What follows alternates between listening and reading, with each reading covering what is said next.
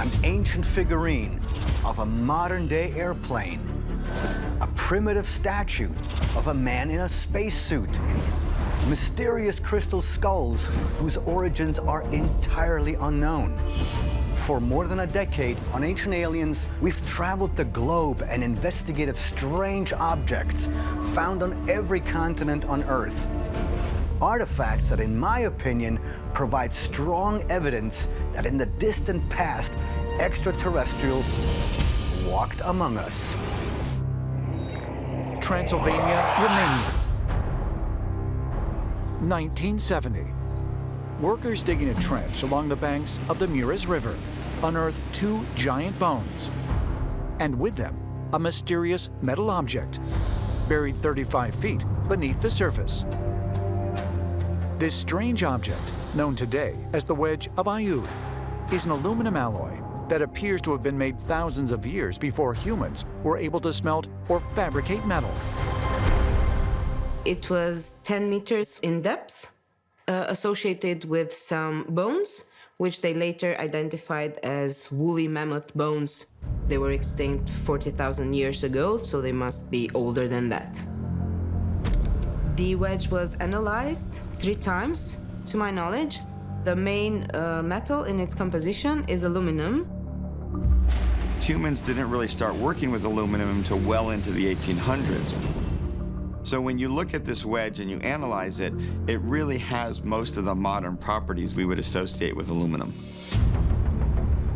For decades, government officials refused to reveal where the Wedge of Ayu was being held.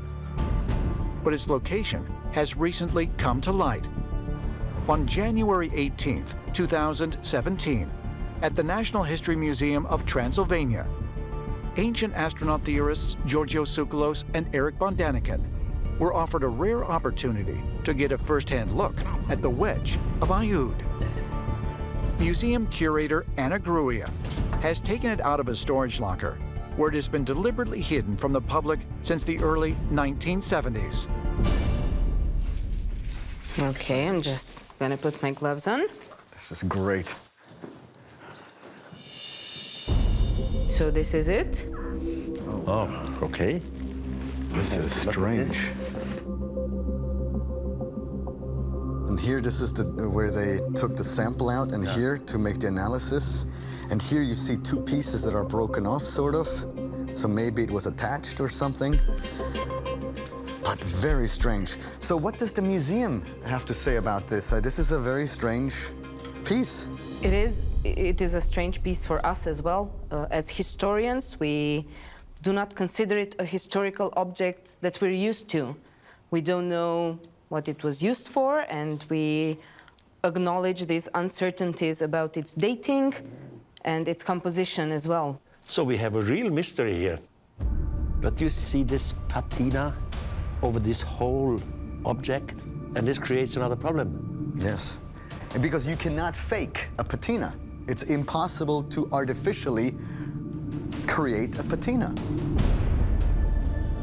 The patina is a thin coating of various metal compounds that forms on the surface of the metal during exposure to atmospheric elements. The older the object, the thicker the patina layer will be. It takes hundreds, if not thousands of years for a thick layer of patina, as this apparently is, for it to develop. So we still have a mystery here. In all of your adventures, how does this compare to some of the other things that are inexplicable? I am helpless. I have no idea. That says it all right there. Very bizarre. Bizarre. Palenque, Mexico. 1952.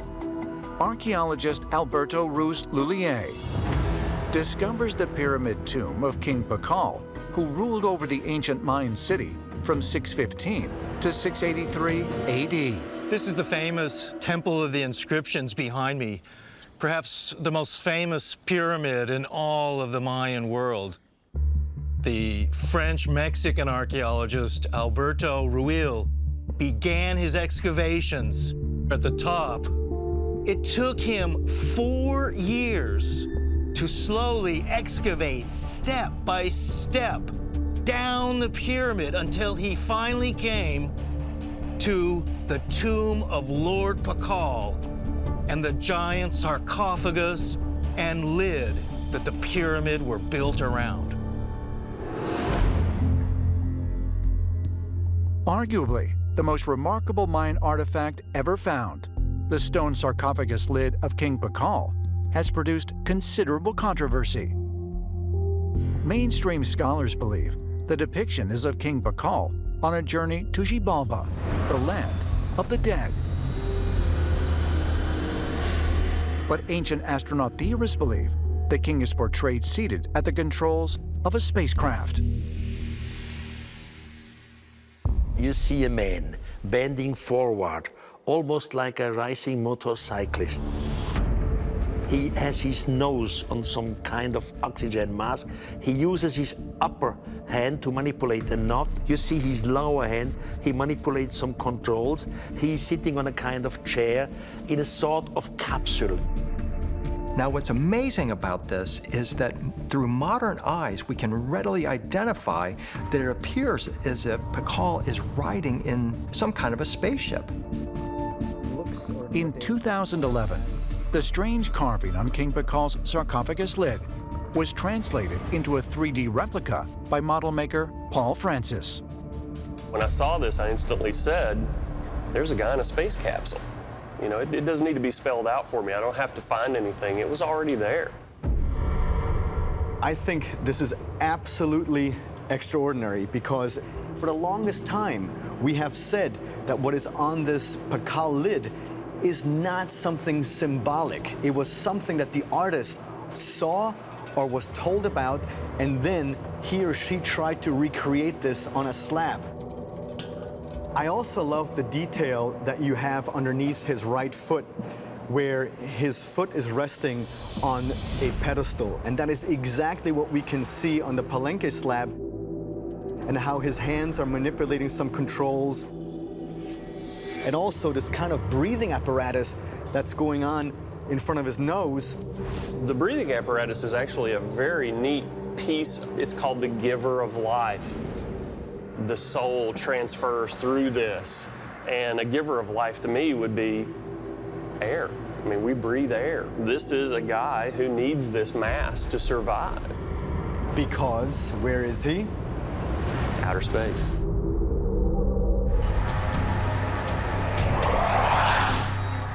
New York City, February 2017.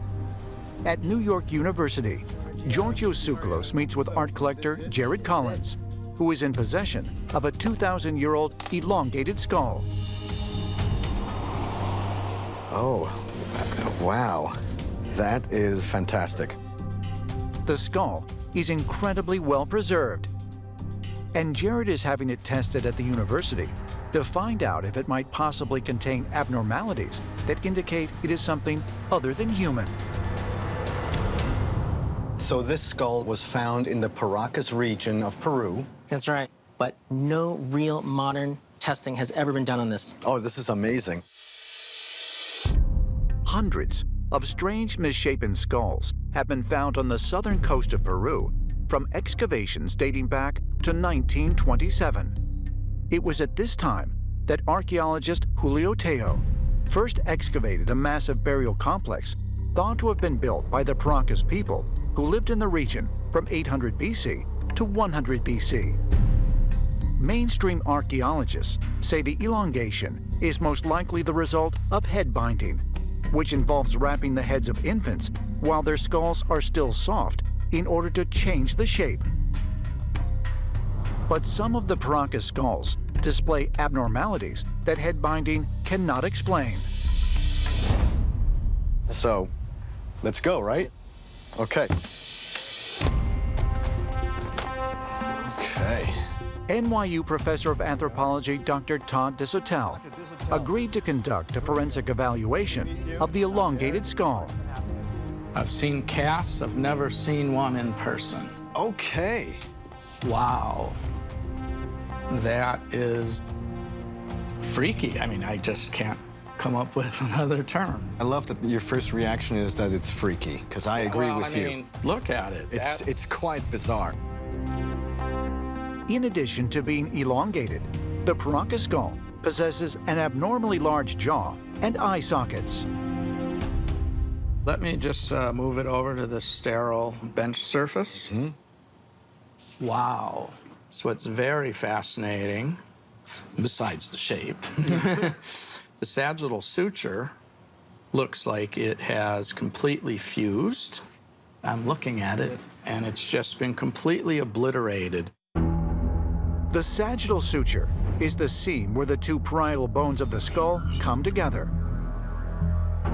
Although the markings may be faint due to fusing over time, all human skulls are expected to have some evidence of this feature. So it is curious that this skull does not. Okay, let's move on to extracting some tooth and bone powder to get DNA out of that. Okay. Excellent. The analysis of the material will determine the sex, ancestral lineage of both the father and the mother, and any DNA anomalies when compared with the current human genetic database.